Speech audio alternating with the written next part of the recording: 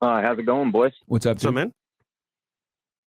It's an absolute pleasure to be talking to you guys. How's it going, Rollo? Good, good. I just basically had a disagreement for you guys. Sure. Kind of a critique. Sure. I love it.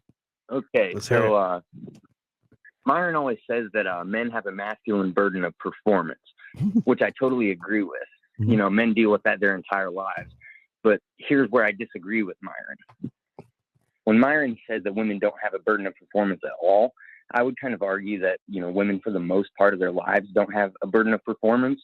But I do think that, you know, when a woman has a child, that's a hell of a gendered equivalent analogy when it comes to the closest thing to a masculine burden of performance in a man's life. But saying that, you know, a woman's burden of performance also, you know, to take care of a child comes from a completely different place within than it does from, you know, a man. So, you know, a man has to think about his future, family, kids, while the woman only has, you know, that burden once she actually has a child.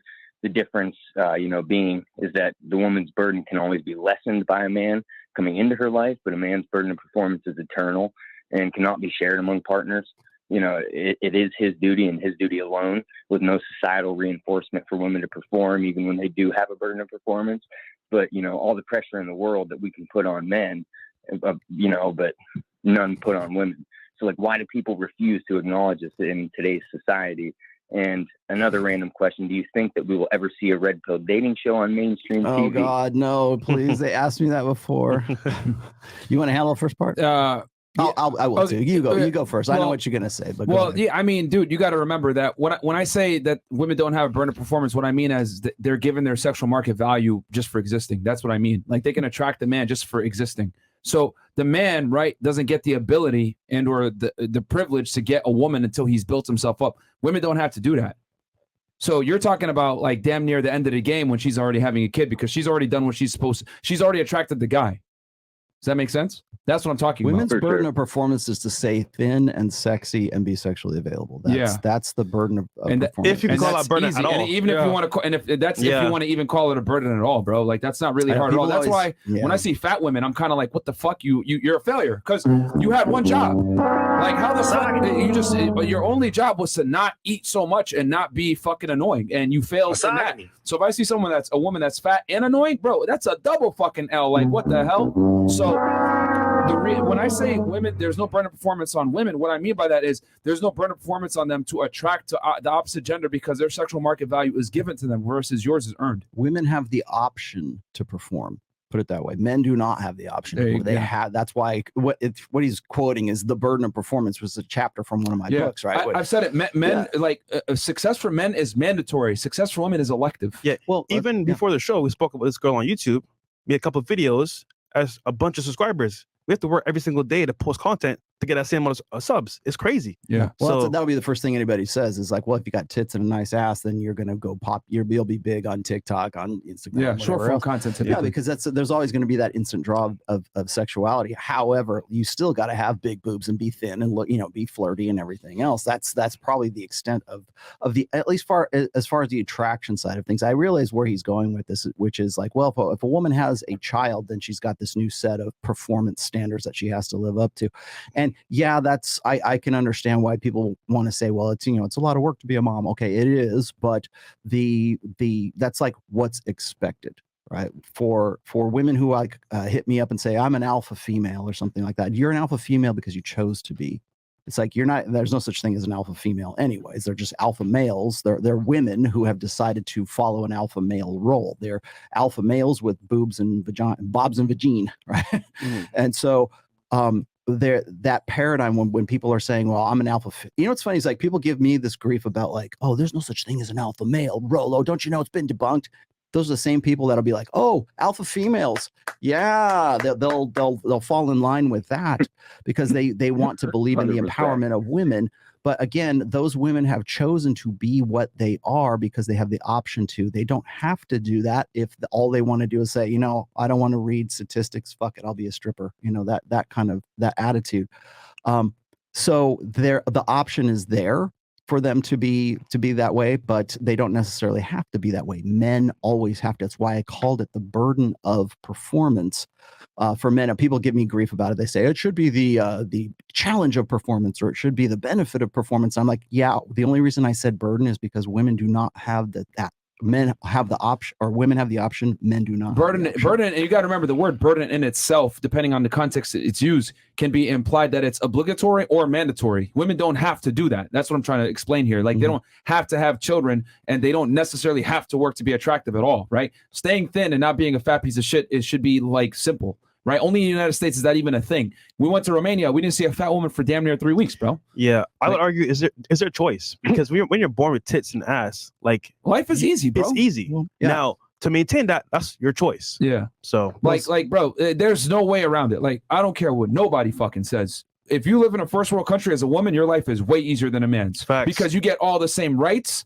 and accesses and privileges that a man does, while simultaneously being able to get treated like a lady, which inherently is a significant benefit, because you're able to get away and do certain things that men can never do. So when we say burden of performance is only on men, we mean that from a sexual market value standpoint. And then on top of that, men must perform. Women, it's elective. They don't have to. I should also point out that this is a good illustration of the difference between respect for men and respect for women. So when we have respect for, I have respect for both of you guys here at this table, because you have done something. You have merited respect. You have earned that respect. And so when we talk about, respect my name, talk about me, whatever, show some respect kind of thing. It's usually, are you respectable? What have you done that makes, like, respectability? What makes you respectable as a guy? And it's usually those same kind of qualities that women will describe when they're saying a high quality man. He's got to be ambitious. He's got to, he's got to have some achievement. He's got to be educated. He's got to have a business going. He's got to, be able to kick ass and take names, that kind of stuff. The things that would earn you respect in a male sense are also the same things that women are looking for in a high value guy. And so that the idea of respect is, if you look at the definition of it in the dictionary, there's two definitions of it. One of them is the merited version of respect, and the other one is like common courtesy. That's the female version of respect. Treat me like a lady. I'm just you don't respect women. Why? I should respect you because you have bobs and vagine, right? I should respect you because you are a woman. Well, I understand where that comes from, because guys want to say, well, you should respect women because they're the vulnerable sex, and we have this protector instinct, and I know where that comes from.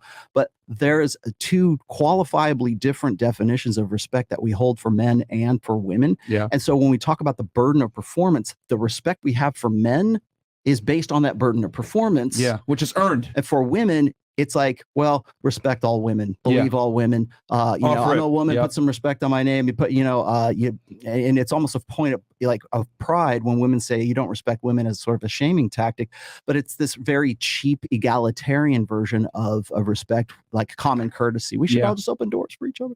And for men, it's like, I don't respect you unless you can show me your receipts, unless you can show me what you've done. Yeah, women expect respect regardless of how they behave, versus men kind of understand without even speaking to each other that respect is earned. That's the difference. What's funny is women intrinsically understand that, but they will never admit to it. They understand a guy who's respectable, like the guy that other men want to be and other women want to fuck. That guy is usually respectable in some sense. Like, even if he's a drug dealer and a gang leader or something like that, he still has respect because there's other guys that look up to him that want to be him.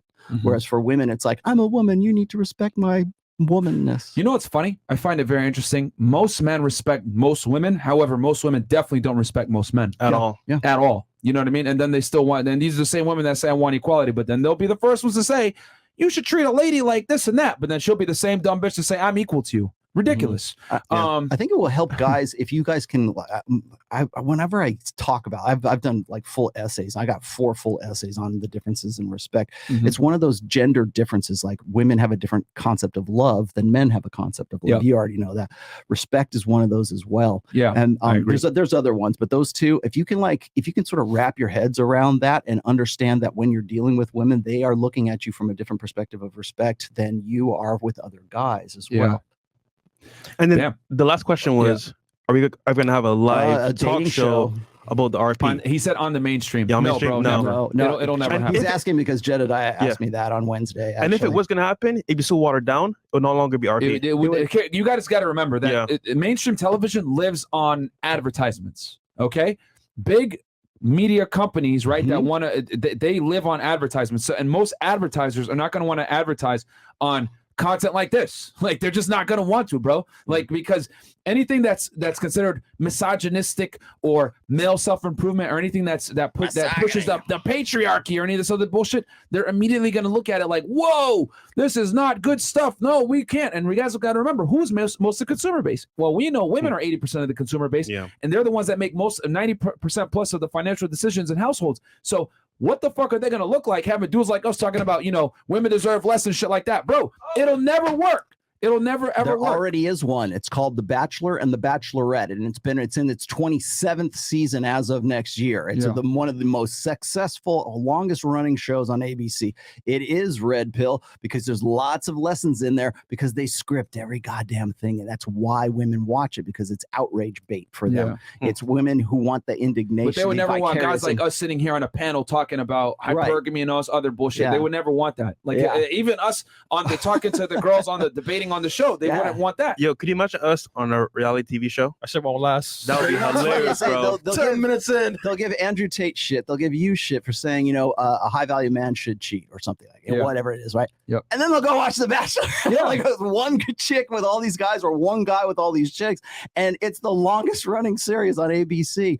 So, let's hedge our bets here a little bit before we start giving other people grief. They'll accept the red pill when it's surreptitious and within the confinements of a stupid ass dating reality show, but they will not accept it when it's ostentatious. So we're putting it out there saying, this is why women do this and that and that. Whoa, what are you doing? You're demystifying the female mystique, as you would say, right? Giving away the game, brother. That's when they have the issue. If it's a movie, listen a to the rap next song, Far away. TV, shout out to Michael Sartain in the fucking chat. He's coming in. He's walking in right now. Girl show. Okay. I know he just wrapped up over there in Valuetainment. Let's go hit the next chatter. Yep. Or the next caller.